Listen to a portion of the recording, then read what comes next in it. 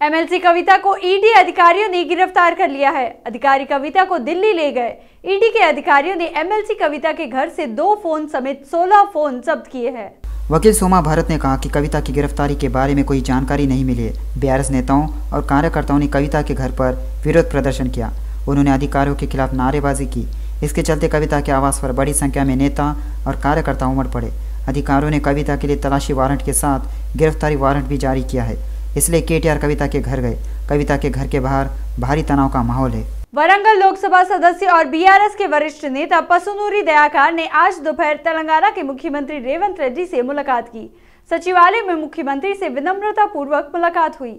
इस बैठक में वरंगल जिले के वरिष्ठ नेता मंत्री कोंडा सुरेखा, मंत्री पोंगुलेट्टी श्रीनिवास रेड्डी और अन्य उपस्थित थे। इस दौरान नेताओं ने मुख्यमंत्री को गुलदस्ता दिया। अफवाहें फैल रही है कि पसुनूरी दयाकर कांग्रेस पार्टी में शामिल होंगे। वरंगल लोकसभा सीट आवंटन को लेकर पसुनूरी दयाकर बीआरएस के नेता केसीआर से बेहद नाखुश है। पसुनूरी दयाकर वरंगल से 2 बार सांसद चुने गए। उन्होंने पहली बार 2015 के लोकसभा उपचुनाव में और फिर 2019 में जीत हासिल की, लेकिन दयाकर इस बार वरंगल सीट कडियम काव्या को दिए जाने से नाखुश है। इसी क्रम में रेवंत रेड्डी से उनकी मुलाकात अहम रही है। तेलंगाना के डिप्टी सीएम मल्लू भट्टी विक्रमार्का ग्रेटर हैदराबाद सिटी की डिप्टी मेयर मोते श्रीलता शोभन रेड्डी और श्रम विभाग के प्रदेश अध्यक्ष मोते शोभन रेड्डी ने मुलाकात की। तेलंगाना के डिप्टी सीएम मल्लू भट्टी विक्रमार्का ने ग्रेटर हैदराबाद सिटी की डिप्टी मेयर मोते श्रीलता शोभन रेड्डी और श्रम विभाग के प्रदेश अध्यक्ष मोते शोभन रेड्डी ने मुलाकात की।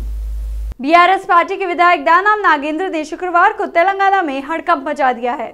दानम नागेंद्र ने तेलंगाना के सीएम रेवंत रेड्डी से मुलाकात की। सीएम रेवंत रेड्डी, एआईसीसी प्रभारी दीपादास मुंशी और कांग्रेस मंत्रियों से मुलाकात की। दादा नागेंद्र ने खैरताबाद निर्वाचन क्षेत्र के विकास को लेकर सीएम रेवंत रेड्डी से मुलाकात की थी। वहीं दानम पहले कांग्रेस पार्टी में काम करते थे, इसके बाद बीआरएस पार्टी में शामिल हो गए। चर्चा है कि दानम के सीएम रेवंत रेड्डी से मिलने से संसद चुनाव के दौरान तेलंगाना में एक और महत्वपूर्ण मोड़ आया है। दानम हैदराबाद में मुख्यमंत्री आवास गए और उनसे विनम्रतापूर्वक मुलाकात की। खबरें आ रही हैं कि उनका पार्टी बदलना तय है। कहा जा रहा है कि वह पहले भी कई बार कांग्रेस के नेताओं से मुलाकात और पार्टी में शामिल होने को लेकर चर्चा कर चुके हैं। अब खुद रेवंत रेड्डी उनसे उनकी मुलाकात एक हॉट टॉपिक बन गई है। इस बीच पिछले विधानसभा चुनाव में दानम नागेंद्र ने बीआरएस की ओर से चुनाव लड़ा और जीत हासिल की। इससे पहले 2009 और 2018 के चुनाव में उन्होंने खैरताबाद विधानसभा क्षेत्र से विधायक के रूप में जीत हासिल की थी।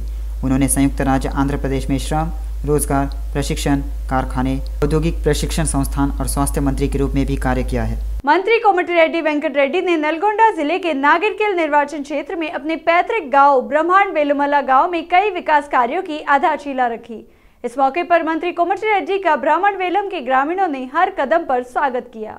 मंत्री ने ब्राह्मण वेलुमला गांव में सड़क को 4 लेन तक चौड़ा करने की आधारशिला रखी। इससे पहले ब्राह्मण वेलमल्ला गांव में एक गरीब दंपति दमेरा चंद्रमा वेंकटैया ने नारियल फोड़कर इंद्रमा के घर के निर्माण की आधारशिला रखी। बैठक में बोलते हुए मंत्री वेंकट रेड्डी भावुक हो गए। उन्होंने कहा कि मुझे अपने ही गांव में चंद्रमा नाम की गरीब महिलाओं के लिए इंद्रमा हाउस के निर्माण की आधारशिला रखने में खुशी हुई, क्योंकि पिछले दिनों भद्राचलम में इंद्रमा हाउस देने की योजना शुरू की गई थी। ब्राह्मण वेलम मेरी ताकत है। हालांकि वह मंत्री पद संभालते ही ब्राह्मण वेलम आना चाहते थे। उन्होंने कहा कि वह इसलिए उठे क्योंकि राज्य मंत्री के रूप में उन्हें कई समस्याओं का समाधान करना पड़ा है। एमएलसी बालमुर वेंकट ने कहा कि लोगों को प्रशासन के 100 दिन का जश्न मनाना चाहिए। उन्होंने कहा कि सोनिया गांधी ने तेलंगाना के लोगों की आकांक्षाओं के अनुरूप तेलंगाना दिया। वेंकट ने कहा कि पिछली सरकार लोगों की आकांक्षाओं के अनुरूप प्रशासन करने में विफल रही थी। उन्होंने कहा कि सीएम रेवंत रेड्डी का प्रशासन इस तरह से जारी रहेगा जो तेलंगाना के लोगों के विश्वास की रक्षा करेगा। उन्होंने कहा कि एक दलित को डिप्टी सीएम बनाकर सम्मान दिया। बीआरएस नेता और पूर्व मंत्री हरीश राव ने संगारेड्डी जिले के पटानचेरू में विधायक गुड्डे महिपाल रेड्डी के कैंप कार्यालय में आयोजित एक बैठक में बात की। उन्होंने लोगों की सेवा करने के बजाय विपक्ष को परेशान करने के लिए कांग्रेस सरकार की आलोचना की। पार्टी में शामिल नहीं होने पर उन पर अवैध मुकदमे दर्ज कराने का आरोप लगाया जाता है। परमिट की अवधि समाप्त होने के बावजूद पटानचेरू मंडल के लकड़ारा में खनन कार्य करने के आरोप में विधायक के भाई मधुसूदन रेड्डी को पुलिस द्वारा गिरफ्तार किए जाने पर हरीश राव नाराज हो गए। बिना अनुमति दिए वे कैसे गिरफ्तार कर सकते हैं? किसी की शक्ति स्थायी नहीं है। पुलिस को चाहिए इसे याद रखे। वे उन्हें किसी भी तरह से जेल भेजने की कोशिश कर रहे हैं। सत्तारूढ़ दल के नेताओं के वहाँ क्रशर है, वे बिना परमिट के भी चल रहे हैं। बीआरएस नेताओं को निशाना बनाया जा रहा है। आरडीओ ने खुद कहा कि मंत्री के आदेश पर हम छापेमारी कर रहे हैं। इस मामले में कानूनी लड़ाई है, हम यह करेंगे। हम सार्वजनिक क्षेत्र में कांग्रेस को दंडित करेंगे। दक्षिणी राज्यों में एमपी की ज्यादा सीटें जीतने का लक्ष्य लेकर मैदान में उतरी बीजेपी प्रधानमंत्री मोदी के दौरे से अपनी पकड़ मजबूत करती जा रही है। वह अन्य प्रमुख पार्टियों से पहले प्रचार अभियान में उतर रही है। मल्काजगिरी में प्रधानमंत्री मोदी के रोड शो से बीजेपी की चुनाव प्रचार में और तेजी आ गई। पार्टी कार्यकर्ता उत्साह से भर गए। कांग्रेस नेता KLR ने कहा कि सीएम रेवंत के नेतृत्व में नई बसें खरीदी जाएंगी। उन्होंने कहा कि पिछली सरकार ने आरटीसी की उपेक्षा की थी। उन्होंने कहा कि महिलाओं के लिए आरामदायक निःशुल्क बस यात्रा की व्यवस्था की गई है। उन्होंने कहा कि दिए गए वादों को 100 दिन के अंदर पूरा करने का गौरव कांग्रेस सरकार का है। महेश्वरम निर्वाचन क्षेत्र में जिन क्षेत्रों में बसें नहीं है उनके बारे में कांग्रेस नेताओं से चर्चा की। उन्होंने कहा कि सीएम रेवंत रेड्डी को लड़कियों को मुफ्त बस यात्रा देने का सम्मान मिला है। KLR ने कहा कि पिछली सरकार की लापरवाही के कारण आरटीसी को कठिनाइयों का सामना करना पड़ा। मल्काजगिरी BRS सांसद उम्मीदवार के रूप में चुने गए रागिड़ी लक्ष्मण रेड्डी ने हैदराबाद के हब्सीगुड़ा में एक बैठक की। इस कार्यक्रम में उप्पल BRS विधायक बंडारी लक्ष्मण रेड्डी ने हिस्सा लिया और सांसद प्रत्याशी रागिड़ी लक्ष्मण रेड्डी को बधाई दी। उप्पल विधायक बंडारू लक्ष्मण रेड्डी ने कहा कि पिछले विधानसभा चुनाव में BRS पार्टी की जीत के लिए कड़ी मेहनत करने वाले रागिड़ी लक्ष्मण रेड्डी को मौका देना एक अच्छा विकास है और रागिड़ी लक्ष्मण रेड्डी भारी बहुमत से सांसद के रूप में जीतेंगे। रागिड़ी लक्ष्मी रेड्डी ने देश के सबसे बड़े संसदीय क्षेत्र मल्काजगिरी से BRS पार्टी को सांसद देने के लिए KCR, KTR और हरीश राव को धन्यवाद दिया। रागिड़ी लक्ष्मण रेड्डी ने कहा कि विधायक संसद चुनाव में सभी के साथ समन्वय स्थापित करेंगे और लोगों के बीच रहकर मल्काजगिरी संसद में जीत का टिकट जुटाएंगे। सांसद बंडी संजय ने कहा कि कांग्रेस द्वारा 6 गारंटी को 100 दिन के अंदर लागू करने की दी गई समय सीमा समाप्त हो गई है। उन्होंने कहा कि कांग्रेस पार्टी ने चुनावी वादों के नाम पर जनता को बुरी तरह धोखा दिया है। तेलंगाना के लोगों को जवाब दिया जाना चाहिए कि इसे लागू क्यों नहीं किया गया, बंडी संजय ने मांग की। उन्होंने कहा कि 100 दिन के अंदर वे किसानों को गारंटी के तहत महिलाओं को 2,500 रुपये प्रति माह और किसानों को 15,000 रुपये प्रति एकड़ देंगे। वे इस बात से नाराज थे कि उन्होंने खेतीहार मजदूरों को 12,000 नहीं दिए और बूढ़ों और विधवाओं को 4,000 देकर धोखा दिया। फिर आपको वोट क्यों देना चाहिए?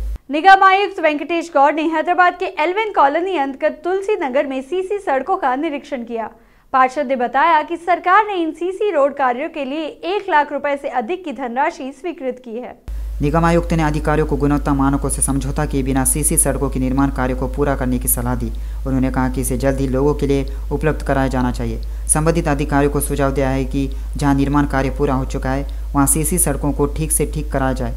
इस कार्यक्रम में रामकृष्ण, मल्लेश, नागराजू, केबल साई, कार्य निरीक्षक रवि कुमार और अन्य ने भाग लिया। मंसूराबाद डिवीजन हयात नगर लेक्चरर्स कॉलोनी में नगर सेवक कोपुल्ला नरसिम्हा रेड्डी ने सामुदायिक हॉल में पहली मंजिल और जल बोर हरियाली कार्यों का निरीक्षण किया। उन्होंने कहा कि 40 लाख से ये कार्य कराए गए हैं। निगम आयुक्त ने कहा कि वे योजना के अनुरूप संभाग के विकास के लिए लगातार काम करते रहेंगे।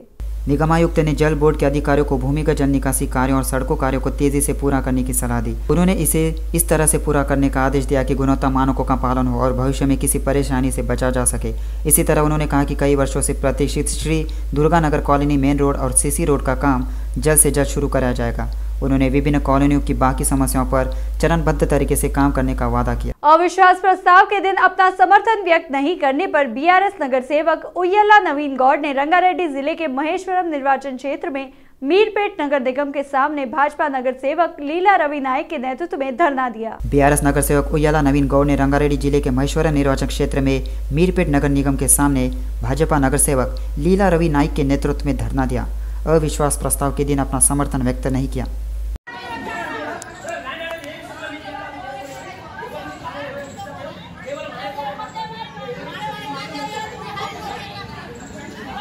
MIM अध्यक्ष बैरिस्टर असदुद्दीन ओवैसी ने हैदराबाद की मक्का मस्जिद पर प्रतिक्रिया दी है। मक्का मस्जिद में जल से योम उल कुरान में चुनावी बांड पर प्रतिक्रिया दी है। सांसद ने कहा कि अगर धर्म के आधार पर नागरिकता बढ़ाई जाती है तो उसे भी उसी आधार पर रद्द कर दिया जाएगा। इस मौके पर MIM अध्यक्ष असदुद्दीन ओवैसी ने CAA के प्रावधानों को लेकर खुलासा किया। तीसरी बात जो मैं आपके सामने अर्ज करना चाह रहा था वो ये है कि आजकल एक बयान आया, हुकूमत ने एक फैसला लिया और फैसला ये लिया कि वो CAA कानून के रूल्स बना दिए। मैं पहले भी कहा और आज भी कह रहा हूं कि CAA कानून को आप सिर्फ CAA के तौर पर नहीं देख सकते, CAA के कानून को आपको NPR और NRC से जोड़कर देखना पड़ेगा। अब ये बीजेपी और संघ परिवार के लोग बोलेंगे, तुम क्या नहीं चाहते पाकिस्तान, अफगानिस्तान, बांग्लादेश के हिंदू, सिख, ईसाई, ये बौद्ध मजहब के लोग भारत को आ जाएं, ये उनको शहरियत ना मिले? मैं कभी खिलाफ नहीं था। अरे जब हमने टू नेशन थियरी को रिजेक्ट किया, मुस्तरद किया, हम क्यों उसकी मुखालिफत करेंगे? कोई अगर हमारा हिंदू भाई पाकिस्तान, बांग्लादेश, अफगानिस्तान से सीख आ जाए, क्या CAA कानून से पहले उनको सिटीजनशिप देने का कानून नहीं था? बिल्कुल दीजिए आप। यूनाइटेड पूल फ्रंट और भारत जागृति स्टूडेंट्स एसोसिएशन के तत्वाधान में उस्मानिया यूनिवर्सिटी के आर्ट्स कॉलेज में कांशीराम जयंती कार्यक्रम आयोजित किया गया। इस मौके पर ओयो आर्ट्स कॉलेज में उनके चित्र पर पुष्प अर्पित किए गए। इसके बाद ग्रुप 1 की तैयारी कर रहे विद्यार्थियों को सामग्री वितरित की गई।